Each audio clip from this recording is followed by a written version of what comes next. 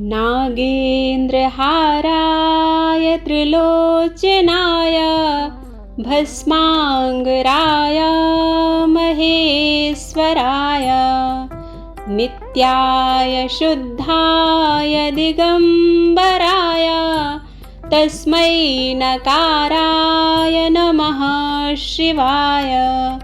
ओम नमः शिवाय। स्वागत है आप सभी का आपके अपने YouTube चैनल उपासना की उपासना में। आज के वीडियो में आप सुनेंगे श्रावण मास महात्म्य के 20वें अध्याय की कथा। इस अध्याय को प्रारंभ करने से पहले आपसे एक अनुरोध है, यदि आपने श्रावण मास महात्म्य के पिछले अध्यायों की कथाओं को नहीं सुना है तो कृपया चैनल पर जाकर उन कथाओं का भी श्रवण करें। आइए अब रसपान करते हैं श्रावण मास महात्म्य के 20वें अध्याय की कथा।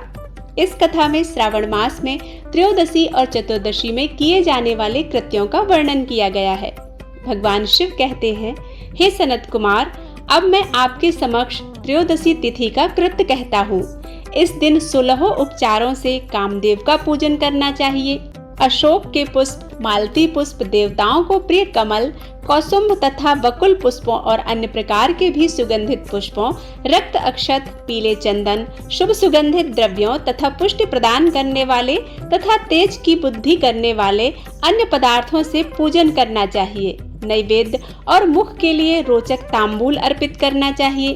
तांबूल अर्थात पान में चिकनी उत्तम सुपारी, खैर, चूना, जावित्री, जायफल, लवंग, इलायची, नारिकेल बीज के छोटे टुकड़े, सोने तथा चांदी के पात्र, कपूर और केसर, इन पदार्थों को मिलाना चाहिए। मगध देश में उत्पन्न होने वाले श्वेत वर्ण के पके हुए पुराने दृढ़ तथा रसमय तांबूल सम्रासुर के शत्रु कामदेव की प्रसन्नता के लिए अर्पित करना चाहिए।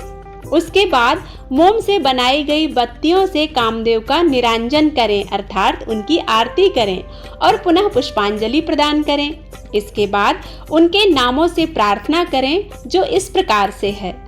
समस्त उपनामों में सुंदर तथा भगवान का पुत्र प्रद्युम्न, मीनकेतन, करदब, अनंग, मनमथ, मार, कामात संभूत, झारकेतु, मनोभव, कस्तूरी से सुशोभित, जिनका वक्षस्थल आलिंगन के चिन्हों से अलंकृत है।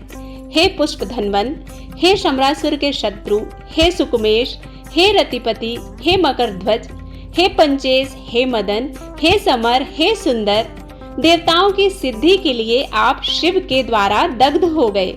उसी कार्य से आप परोपकार की मर्यादा कहे जाते हैं।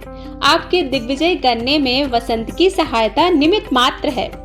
इंद्र दिन रात आपका मनोरंजन करने में लगे रहते हैं, क्योंकि उन्हें अपने पद से हट जाने की चिंता रहती है। वे तपस्वियों की तपस्या से भयभीत रहते हैं। आपके अतिरिक्त दृढ़ मन वाला कौन है जो शिवजी से विरोध कर सकता है? पर ब्रह्मानंद के समान आनंद देने वाला आपके अतिरिक्त दूसरा कौन है? तथा महामोह की सेना में आपके समान तेजस्वी कौन है? अनिरुद्ध के स्वामी और मलयगिरी पर उत्पन्न चंदन तथा अगरू से सुवासित विग्रह वाले जो देवेश कृष्ण पुत्र हैं, वह आप ही हैं। हे शरतकालीन चंद्रमा के उत्तम मित्र, हे जगत की सृष्टि के कारण, जगत पर विजय के समय दक्षिण दिशा तथा पवन देव आपके सहायक थे। हे नाथ, आपका अस्त्र महान निष्फल न होने वाला है। अत्यंत दूर तक जाने वाला, मर्म स्थल का छेदन करने वाला, करुणा शून्य तथा प्रतिकार रहित है। सुना गया है कि वह अत्यंत कोमल होते हुए भी महान क्षोभ करने वाला और अपने तुल्य पदार्थ को भी दर्शन मात्र से ही क्षोभित करने वाला है। जगत पर विजय करने में सहायक होने से प्रवृत्ति ही आपका मुख्य अलंकार है। हे विभो, आपने सभी श्रेष्ठ देवताओं को उपहास के योग्य बना दिया, क्योंकि ब्रह्मा जी अपनी पुत्री में कामासक्त हो गए, विष्णु जी वृंदा में अनुरक्त हो गए और शिव जी पर स्त्री के कारण अस्पर्श हो गए। हे मानद, यह वर्णन मैंने मुख्य रूप से किया है, अधिक कहने से क्या लाभ। इस लोक में अपने वश में रहने वाले ब्राह्मण विरले हैं, अतः हे भगवान, इसकी गई पूजा से आप प्रसन्न हो। श्रावण मास में शुक्ल पक्ष की त्रयोदशी तिथि के दिन पूजा करके कामदेव प्रवृत्ति मार्ग के विषासक्त व्यक्तियों को अत्यधिक पराक्रम तथा शक्ति करते हैं और निवृत्ति मार्ग में संलग्न व्यक्ति से अपने विकार को हर लेते हैं। श्रावण मास में शुक्ल पक्ष की त्रयोदशी तिथि में अपनी पूजा के द्वारा संतुष्ट होकर ये कामदेव सकाम पुरुष को अनेक प्रकार के अलंकारों से भूषित तथा मनोरम स्त्रियां प्रदान करते हैं और दीर्घजीवी गुणों से संपन्न, सुख देने वाले तथा श्रेष्ठ वंश परंपरा वाले अनेक पुत्र देते हैं। हे मानद, त्रयोदशी तिथि का जो शुभ कृत्य है उसे मैंने कह दिया। अब चतुर्दशी तिथि में जो करना चाहिए उसे भी आप ध्यान पूर्वक सुनिए। अष्टमी को देवी का पवित्रारोपण करने को मैंने आपसे कहा है। वह यदि उस दिन न किया गया हो तो चतुर्दशी के दिन पवित्रक धारण कराएं। चतुर्दशी तिथि को त्रिनेत्र शिव को पवित्रक अर्पण करना चाहिए।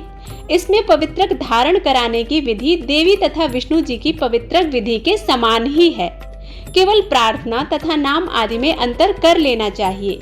शैव आगमन तथा जाबाल आदि ग्रंथों में इसकी जो विधि है उसी को मैंने कहा है। विकल्प में इसमें जो कुछ विशेष है उसे मैं आपसे कहता हूँ।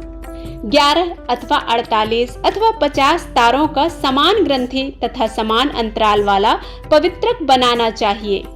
पवित्रक 12 अंगुल के प्रमाण के, 8 अंगुल प्रमाण के, 4 अंगुल प्रमाण के अथवा पूजित शिवलिंग के विस्तार के प्रभाव वाले बनाकर शिव जी की प्रसन्नता के लिए अर्पण कर देने चाहिए। विधि पहले बताई गई है, फल आदि पहले कहे जा चुके हैं। जो इस व्रत को करता है वह कैलाश लोक प्राप्त करता है। हे वत्स, मैंने यह सब आपसे कह दिया, अब आप और क्या सुनना चाहते हैं? इस प्रकार श्री स्कंद पुराण के अंतर्गत ईश्वर सनत कुमार संवाद में श्रावण मास महात्म्य त्रयोदशी चतुर्दशी कर्तव्य कथन नामक 20वां अध्याय पूर्ण होता है। उम्मीद करती हूँ यह कथा आप सभी को पसंद आई होगी। यदि पसंद आती है तो प्लीज इसे लाइक जरूर कीजिएगा। चैनल पर पहली बार आए हैं तो इसे सब्सक्राइब करना बिल्कुल मत भूलिएगा। मिलते हैं एक नई कथा के साथ, तब तक के लिए ओम नमः शिवाय।